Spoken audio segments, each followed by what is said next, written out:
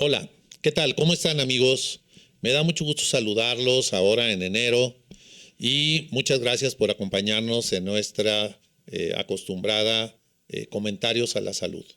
El día de hoy estoy muy contento porque tengo una invitada especial y es la doctora Beatriz Romo.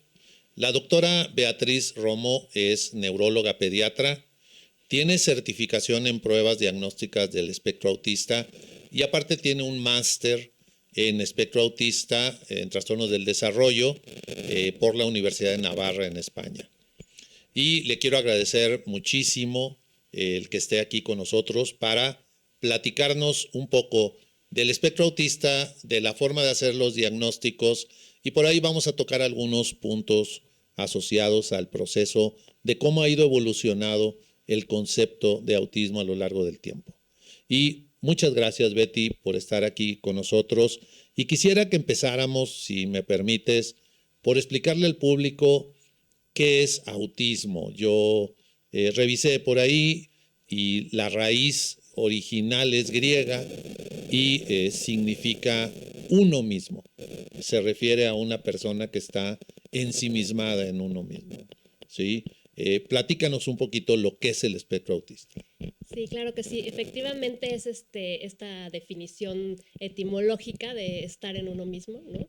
Y bueno, evidentemente esto ha ido evolucionando a lo largo del tiempo con diferentes herramientas que nos han dado más información acerca del espectro autista. Actualmente contamos con el DSM-5 y el CIE-11 y estos nos hablan de que existe una alteración en la comunicación social y conductas repetitivas o alguna dificultad también sensorial, es que ya se está agregando esto en el DSM-5. Entonces, bueno, ¿qué nos referimos con esto? Bueno, un problema de comunicación social va desde una dificultad en que pueda mirar a los ojos, no pueda ser muy efectiva su comunicación verbal o no verbal, o que de plano se encuentre totalmente aislado en esa situación, ¿no? Y de estas conductas repetitivas puede ser un juego repetitivo cuando son muy chiquititos o alguna idea repetitiva que siempre están hablando de un mismo tema. También puede ser pues conductas repetitivas estereotipadas de aleteo o alguna situación de dar vueltas repetidamente, y también puede llegar a ser conductas de autolesión, ¿no? Que eso es pues un poco más grave y bueno, dependiendo de este espectro, ¿no?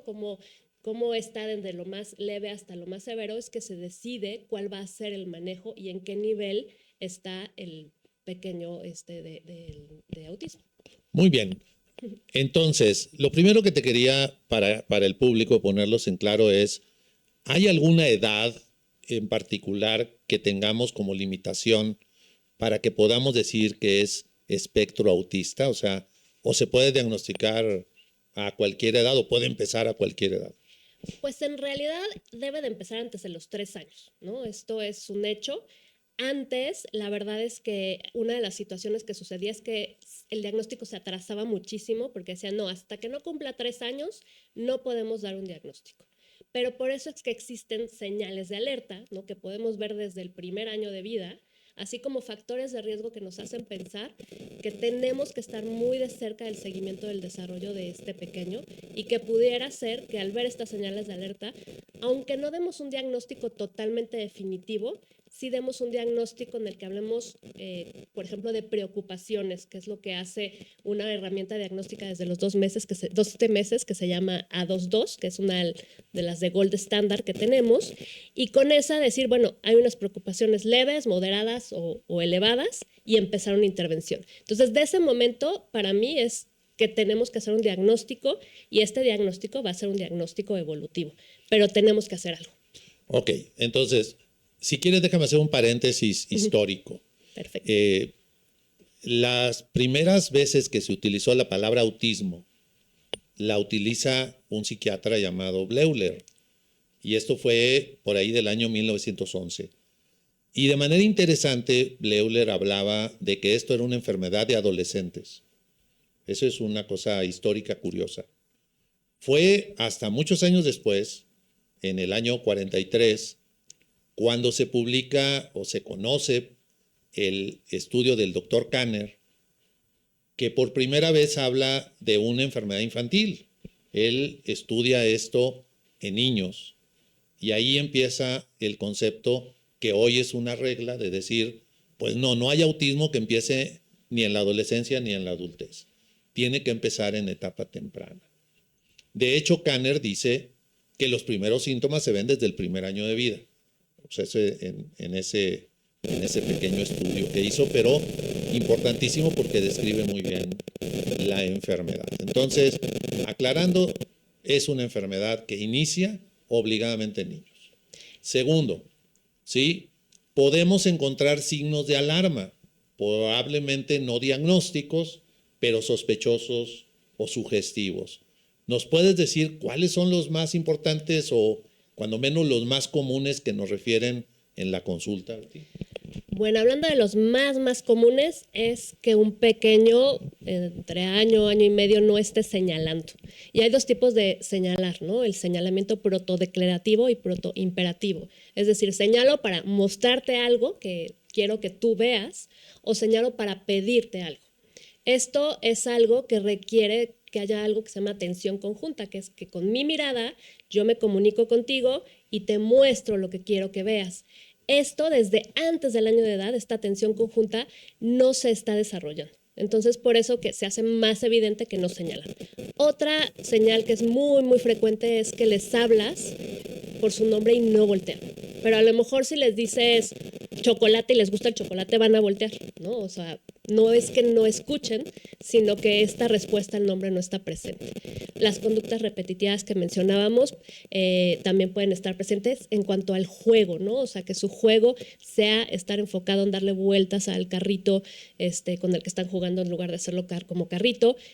Algún tema sensorial de taparse los oídos, esa es otra situación que nos comentan mucho.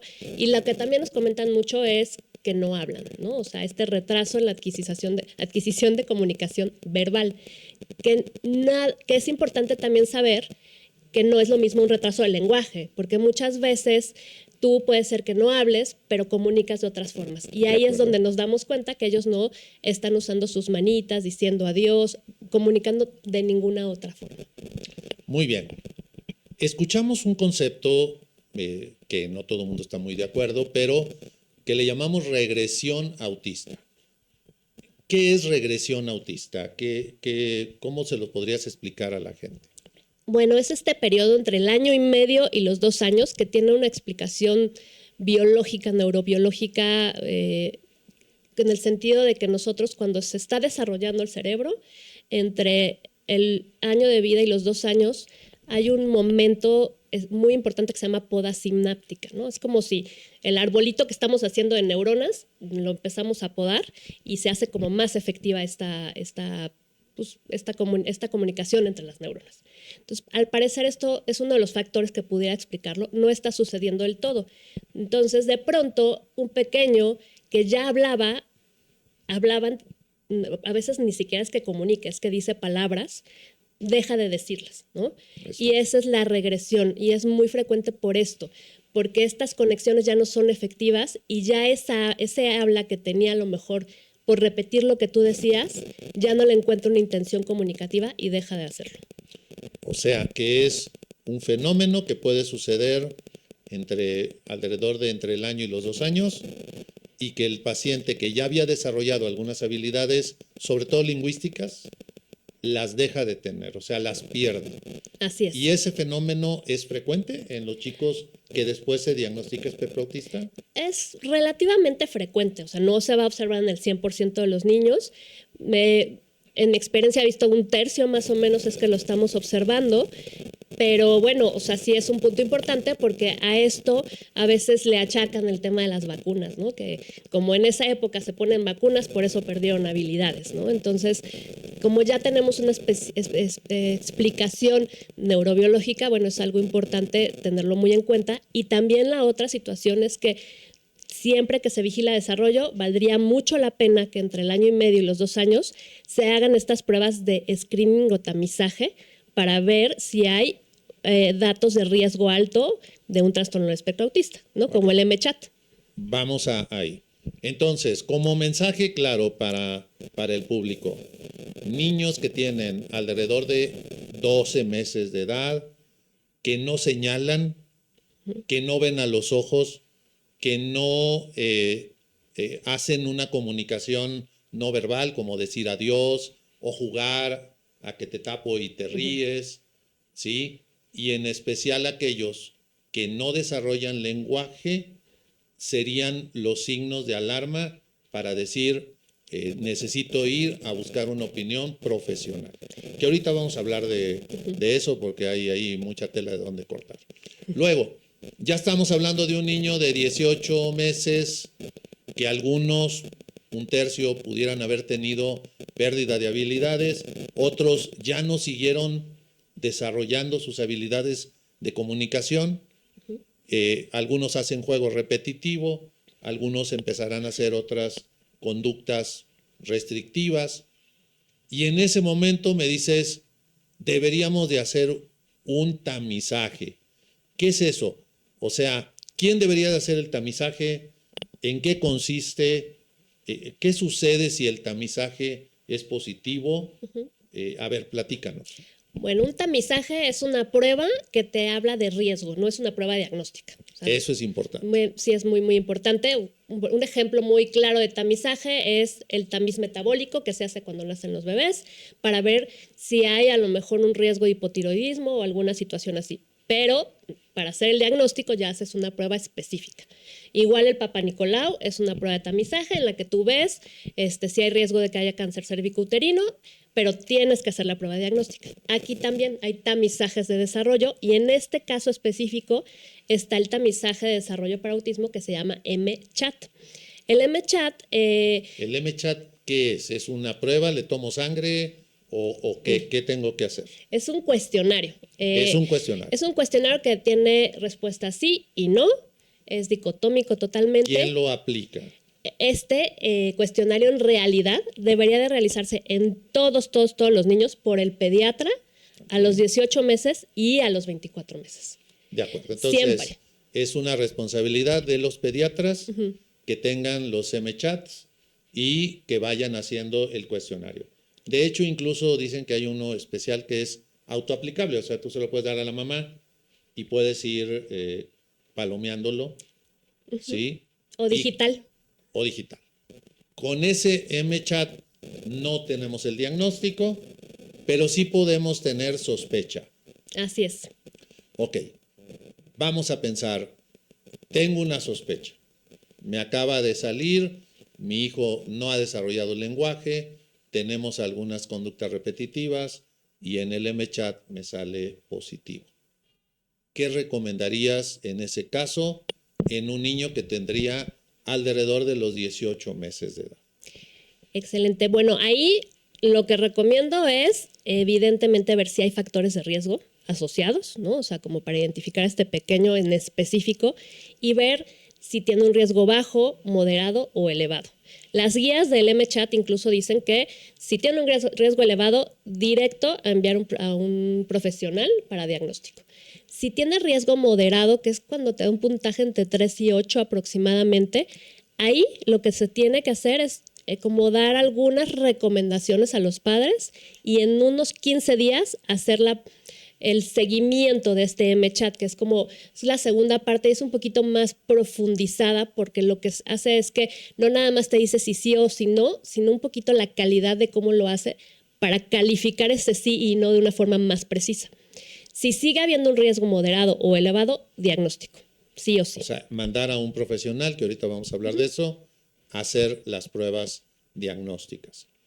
Pensemos en que estamos en un lugar que no está muy fácil de llegar, que no hay tantos profesionales, que tengo que viajar a otra ciudad a hacer un diagnóstico. ¿Qué hago mientras voy a un diagnóstico?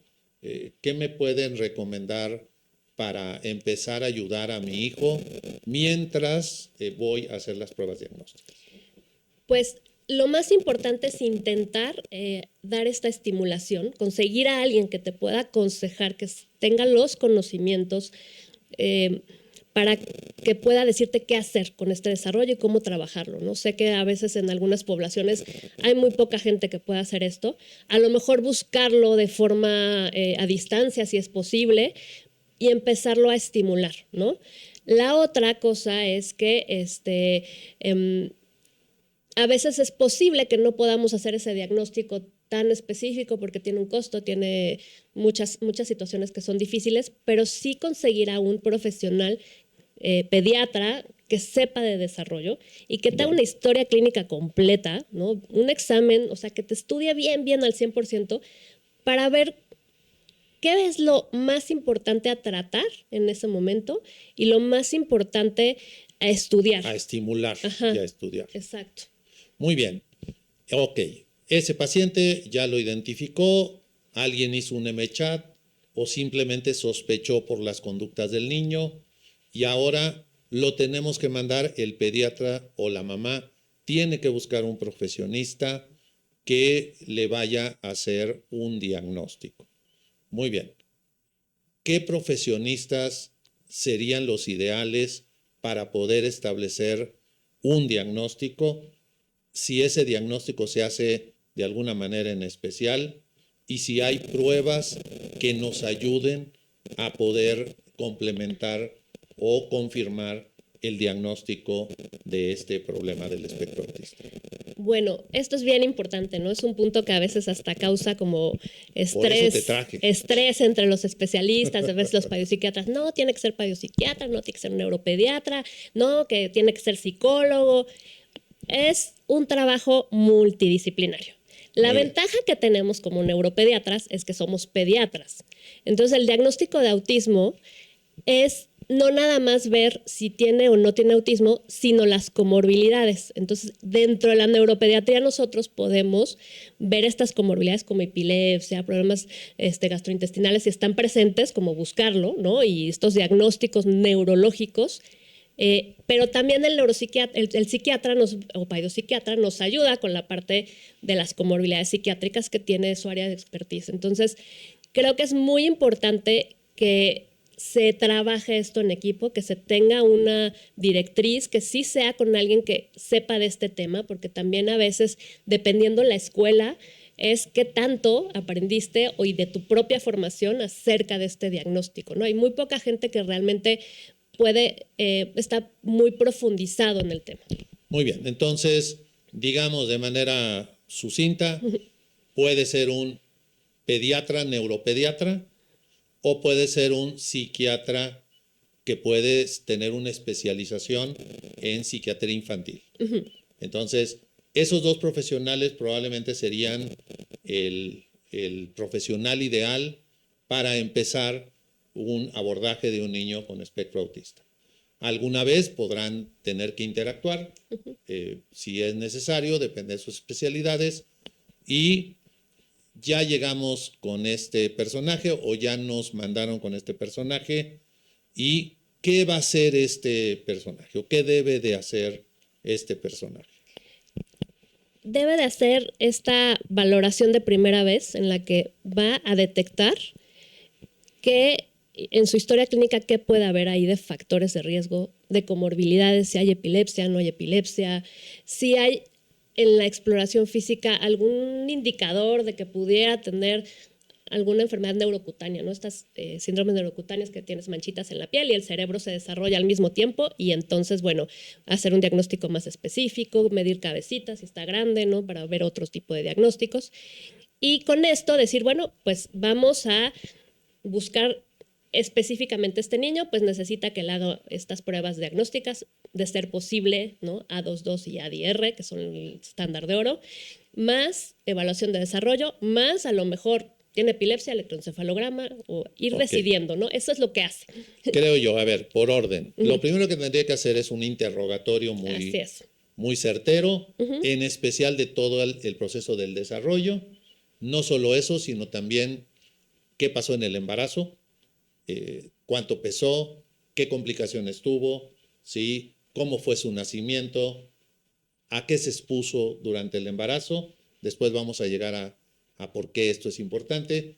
Y luego todo el proceso del desarrollo de todas sus habilidades y ver en particular, tú nos dijiste 3 o 4 puntos particulares. Número 1, estado nutricional, para ver si el paciente tiene problemas alimenticios, nutricionales y demás. Número 2, tamaño de la cabeza. Pareciera que el espectro autista, este tema es particularmente importante. Y voy a dar una cita. La mitad de los pacientes que atendió el doctor Kanner tenían macrocefalia. ¿Sí? Luego nos dices, hay que buscar si no tiene una enfermedad genética. Manchas en la piel son sugestivas, talla baja son sugestivos, alteraciones en la formación de las orejas, de la cara, etcétera, son sugestivas, y esto es particularmente importante cuando haces la evaluación del espectro autista. Yo agregaría una más, que sí escuche. Claro. Porque pues, un niño sordo se puede parecer o comportar parecido a un niño autista. Entonces, hacer algunas pruebas de audición sencillas de consultorio y agregaría también la historia de la familia. Claro. Para ver si no hay casos similares en la familia. Muy bien, y esto hace este especialista, y este especialista, sospechando el diagnóstico, va a ir a pedir las pruebas diagnósticas, que en este caso tú nos dices las más comunes, las que tienen más evidencia, ADOS2 y ADIR. Son las pruebas que hoy utilizamos en la actualidad para estos propósitos. Muy bien, ¿quién hace las pruebas? O sea, ¿lo mando con cualquiera, la maestra de la escuela, o quién hace esas pruebas? ¿Cuál es el expertise de la persona que hace esas pruebas? Es muy importante que la persona que hace las pruebas sea alguien que esté certificado, y no nada más esté certificado, que realmente conozca el tema de autismo, porque es complicado si no estás muy metido en el tema. Puedes hacer una certificación y a lo mejor no tienes la experiencia suficiente. Y puede ser un psicólogo, puede ser un neuropediatra, un paidopsiquiatra, pero sí bien que sepa el tema. La palabrita entonces es que sepa del tema y que esté certificado en la realización de estas pruebas. O sea, no nada más es un cuestionario de hacer, sino tienes que tener un entrenamiento formal para que puedas dar un diagnóstico en este tipo de pruebas. Así es. Muy bien. Estamos cerca de terminar, Betty. Ya tenemos las pruebas, tenemos los resultados que son positivos, tenemos una historia, etcétera. ¿Y qué sigue? ¿Qué tiene que hacer el neurólogo o el paidopsiquiatra? Bueno, lo que se tiene que hacer es decidir cuál va a ser la intervención. ¿Hay algún manual de diagnóstico? ¿Hay algunos criterios que tengo que tener? Es complejo porque, o sea, ya tienes el diagnóstico, pero dependiendo el momento de edad, es lo que se va a decidir, y dependiendo el perfil de cada pequeño. O sea, pero para el diagnóstico, ¿es suficiente las pruebas o tenemos que ir a los manuales de diagnóstico? Las pruebas están basadas en el DSM-5, en los manuales de diagnóstico. Okay. Entonces ya no tengo que regresar porque ya lo tengo y te va a dar esos criterios per se. Y bueno, teniendo eso, necesitamos ya también el perfil de qué necesidades, fortalezas y debilidades para que el terapeuta específico trabaje en esto. Muy bien. Esta plática estaba orientada al diagnóstico y creo que la hemos abordado muy bien. Y creo que me gustaría dejarlo aquí porque te voy a volver a invitar para que hagamos una segunda parte. La segunda parte va a ser cómo se trata el espectro autista, ¿sí? Pero creo que el público nos dejó muy clara la idea de cuáles son las áreas de sospecha y cuál es el procedimiento para ir haciendo el diagnóstico a partir del primer año de vida, y después vamos a hablar de las intervenciones.